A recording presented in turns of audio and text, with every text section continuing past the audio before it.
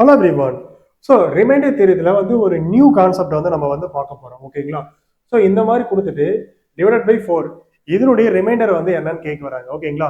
So இதை வந்து negative reminder theorem சொல்லுவோம். ஓகே, அப்படின்னா என்னன்னு சொல்ல வரேன். ஸோ ஓகே, ஃபர்ஸ்ட் வந்து இண்டிவிஜுவலாக வந்து நம்ம வந்து ரிமைண்டர் வந்து எவ்வளோன்னு கண்டுபிடிக்கணும். ஓகேங்களா? ஸோ இதுக்கு ஒன்று தான் ரிமைண்டர் எனக்கு வரும்போது. ஓகேங்களா?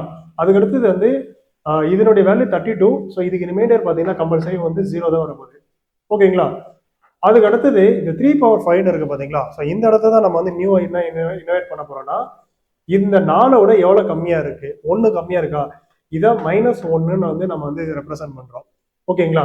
சரி, அதுக்கு அடுத்தது வந்து பாக்குறீங்க 4/5, இது வந்து 4. ஸோ கண்டிப்பா 0 தான் வந்து உங்களுக்கு வந்து ரிமைண்டர் வரும். ஓகேங்களா?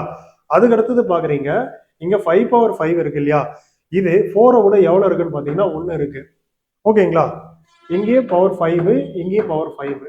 ஓகே, இப்போ அடுத்த ஸ்டெப்ல வந்து என்ன பண்ண போறேன்னா, இப்போ இதனுடைய வேல்யூ 1 வரும், இதனுடைய வேல்யூ -1 தான். ஏன்னா இது வந்து ஆட் நம்பரா இருக்கு, அதனால -1 தான் வரும். அதுக்கு அடுத்தது இதனுடைய வேல்யூ பார்த்தீங்கன்னா +1 வரும். சரி, இப்போ இந்த -1 இருக்கு பாத்தீங்களா, இந்த -1 அப்படியே நம்ம எடுத்துக்கணுமா பார்த்தா இல்ல. பாசிட்டிவா வந்துச்சுன்னா அதை அப்படியே எடுத்துக்கலாம். இந்த மைனஸா வந்துச்சுன்னா இதுல இருந்து எவ்வளவு -1 இல்லையா, அப்போ 4 -1ன்னு போட்டீங்கன்னா 3. ஸோ அடுத்த ஸ்டெப் வந்து பார்த்தீங்கன்னா 1 + 3 + 1 டிவைடட் பை 4ன்னு போட்டீங்கன்னா 5 டிவைடட் பை 4, ரிமைண்டர் வந்து 1. ஆப்ஷன் பி தான் உங்களோட ஆன்சர். தேங்க்யூ.